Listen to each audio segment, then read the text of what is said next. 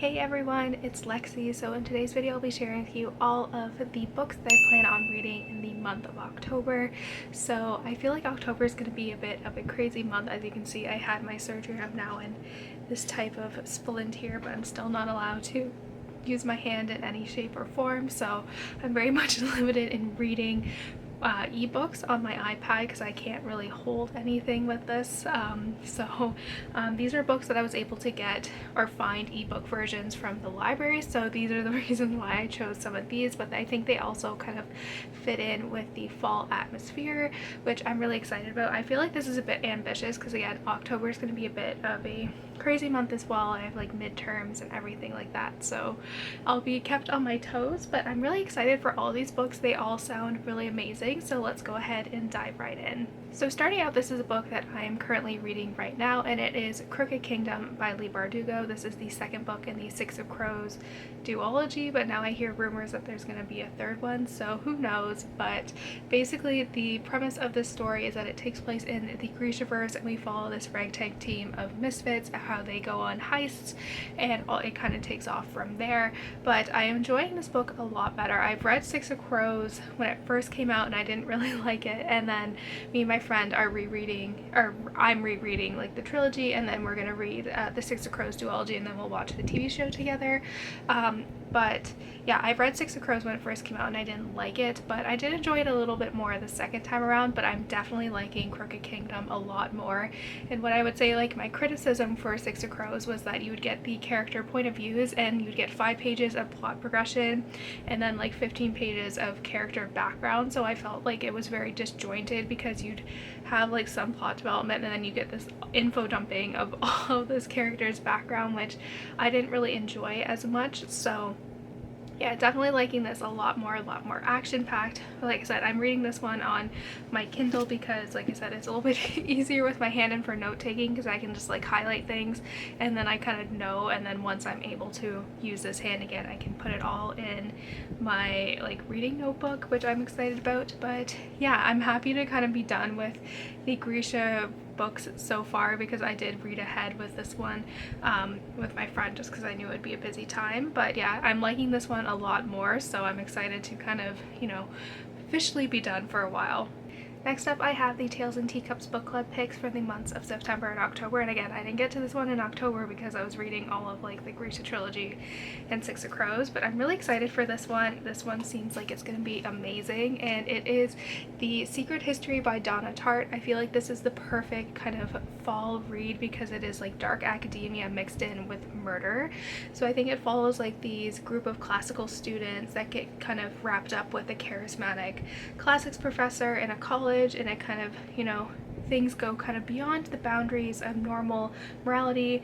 They slip gradually into obsession, from obsession to corruption and betrayal, and lastly into evil. So I think this one sounds super interesting, and like I said, this book I've heard really great things about, so I'm really excited to see what this one has in store. But again, if you're interested in participating in the book club, I'll have everything linked down below if you want to participate with us. I feel like this book has been around for a while, so it'd be easy to find in a library. So yeah, I'm really excited to pick this one up. This one again kind of has a dark academia kind of feel to it, and I did watch the Netflix series when it came out and I loved it, so I was very curious to pick up the book as well. And it is The Queens Gambit by Walter Tevis, and this book is very short too, so I'm happy about that because I think The Secret History and both Crooked Kingdom are over 500 pages, so this one is a little bit on the shorter end, which I think will be a little bit easier. But I'm really excited to see how this book compares to the TV show because I did really enjoy the TV show, and this book also has really good reviews on Goodreads as well, so I'm hoping it is a book, one of the few instances where both those, like the book and the TV show, are really well done. So I'm really excited to kind of see what this one has in store, but I'm really excited, like I said, to pick this one up, and I think it will be a very quick read. Like, let's see, I think it's probably, yeah, it's like just over 200 pages, so this one will be a quick read. So this is one that also sounds really interesting, and it's a little bit outside of my comfort zone in terms of like mythological kind of stories that are loosely based on that, and it is The Witch's Heart by Genevieve Gornichec, and this is a book that I've had on my shelf for a couple months now, and I definitely want to pick it up. I was waiting for kind of the autumnal seasons to kind of pick this one up, and essentially it follows, like, the tagline is, when a banished witch falls in love with the legendary trickster Loki, she risks the wrath of the gods in this moving subversive debut novel that reimagines Norse mythology. So I kind of want to go into this not knowing too much about the plot. I know, like, I know basically the main character falls in love with Loki and she gets banished, but she knows something is going on with the world, so she kind of has to make a choice to kind of, you know, risk endangering her family's life to kind of save the world, essentially, I think is what the premise is. But yeah, this one sounds super interesting, and like I said, I've never really gotten to any of the mythology books that have been around. Like, for some reason I just never learned any, like, even Greek mythology or like Roman mythology at school, so I'm really interested in trying to pick something up, and especially Norse mythology, which I don't know too much about.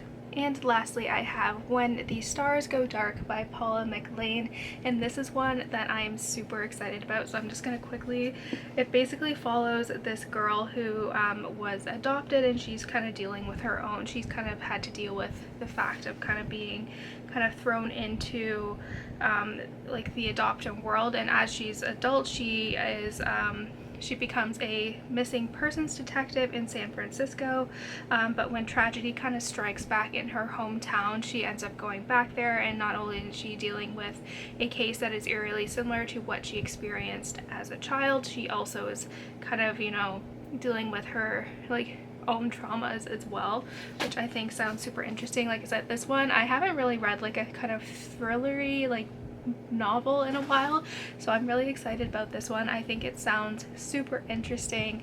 Like I said, this one has been on my shelf for a while too, and I've been waiting for the fall, like, winter months to pick this one up, so we'll see. But yeah, I'm really excited for this one. I always love a good kind of, you know, mystery, kind of dark thrillery type book, so I'm super excited to pick this one up. And this is a book that is coming out this month, and I don't think I will get to it, and September was an expensive month between, you know, popping my tire and having the surgery, so I won't be buying too many books kind of in the next coming months. But this one is on my radar as well, and if I can find this, like, an ebook version from the library, I definitely will get it. And it is State of Terror, which is by Louise and Hillary Clinton, which I think is a very interesting pairing. But basically this book is like a political thriller, and I don't really want to know anything about the plot.